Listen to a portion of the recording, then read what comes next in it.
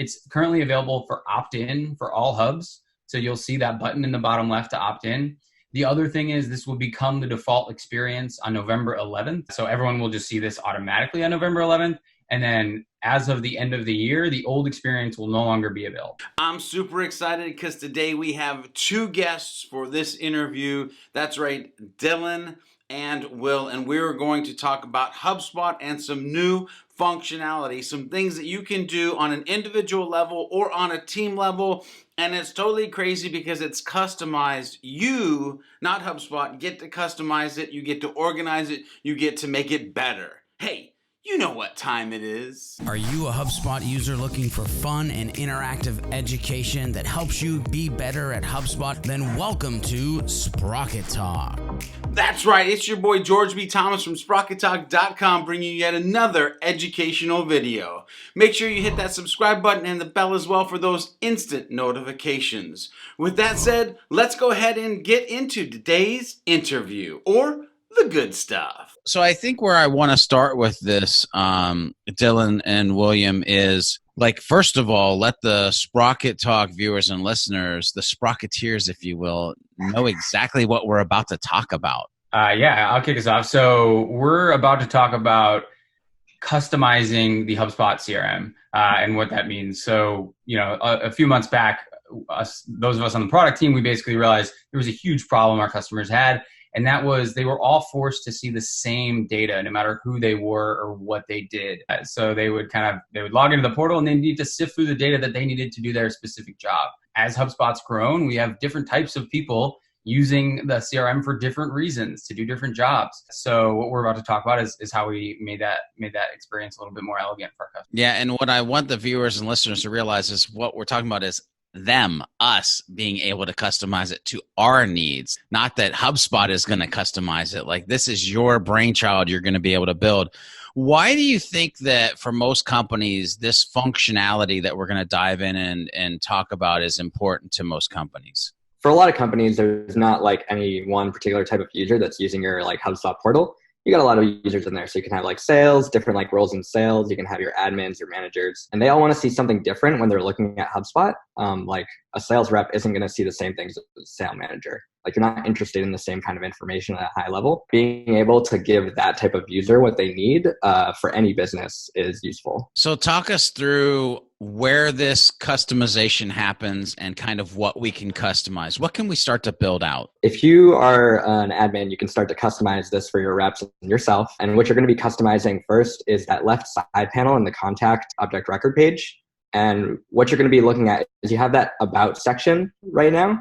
You're going to be able to add different types of sections for different teams, or for all teams, or for whatever you specifically want to target. And I can pull up a quick screen share if that's all right, and I can show you how this works. So I'm just actually going to hop into the Impulse portal here, and I've got my own contact record. So this is my information and like kind of who I am and what I look like. What Will's talking about here is this about this contact section on the left. So you'll notice there's a ton of properties here right now, right? Like a lot of information to sift through. But if I'm a salesperson, maybe I'm most interested in the persona and the owner. If I'm in marketing, maybe I'm more interested in some of the company details or things like that. So this is the exact section that we're talking about customizing. When you think about, like, historically, we've been able to actually show certain properties in this about this contact section. This to me seems like it's a little bit more like it's almost its own subsection, if you will, right? Can you kind of explain what I mean by that? Yeah, so I think the best way to explain it is maybe just to build it. What I'm going to do right now, George, is it all right if I make a new section on the contact record here?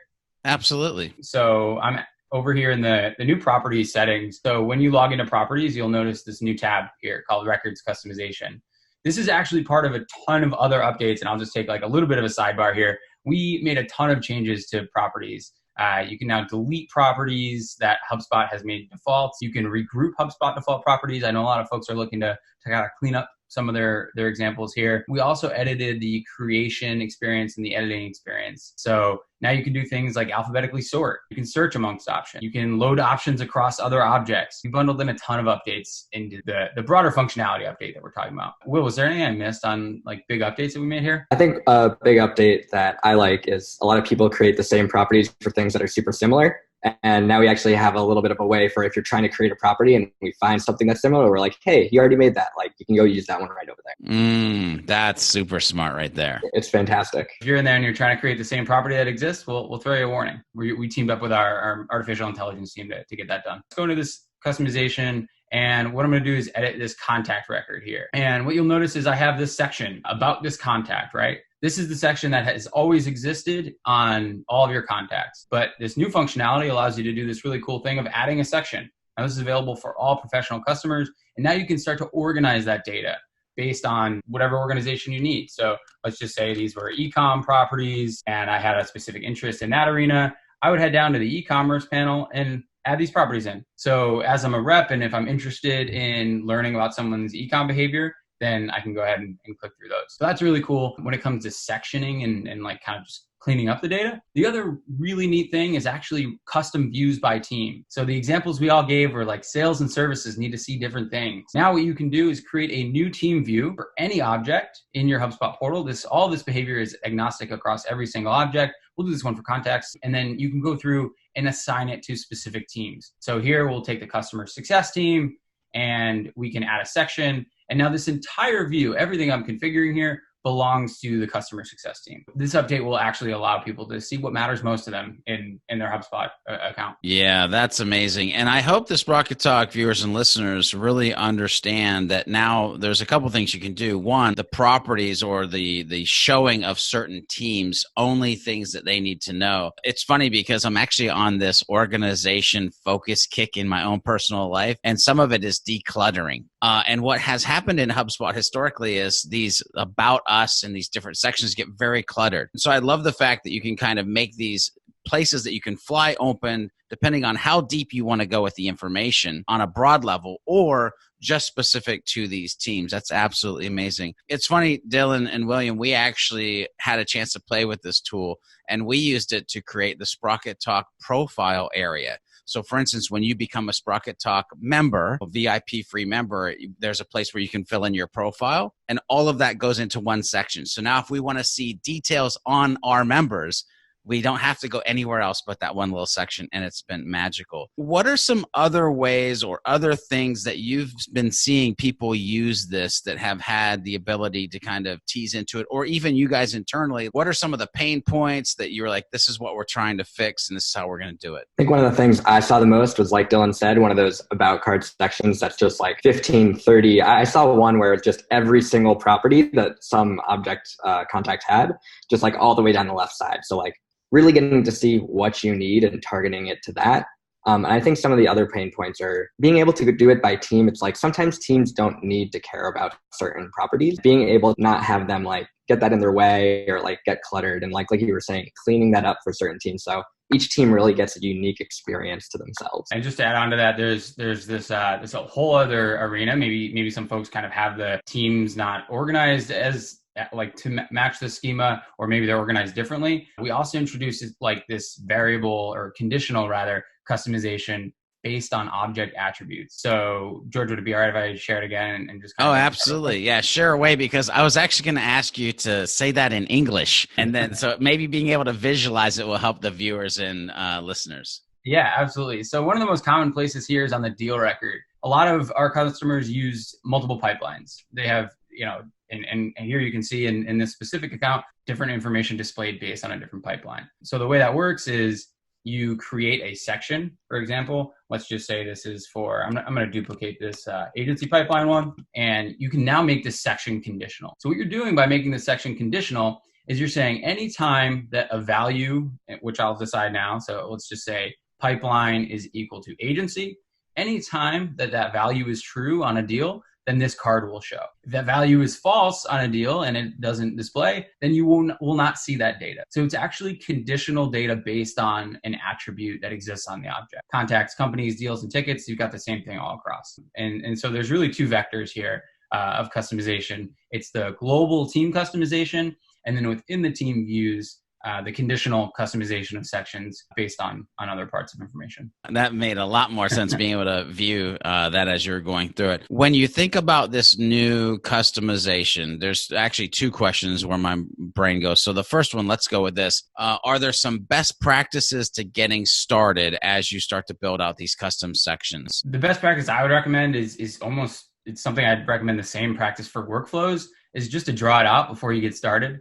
It seems really easy to jump right in and start throwing cards and sections all around, but some deliberate and calculated thought would help a lot. So talk about what you want your team members to see, talk about what's most valuable to them, and then go from there. I also think starting simple, like at first, don't just go in and try and just like add everything at once. Like add a few, see how teams like it, see if people are getting what they want and what they expect, and then add on from there. And so my next question is, what do you think some of the hurdles or speed bumps that people might hit so that we can kind of capture them and help them through them before they get there? One of the biggest hurdles that we've seen so far, so we're always listening to customer feedback. If you start using this tool, you'll notice we're asking you for feedback. We read every single one of those responses.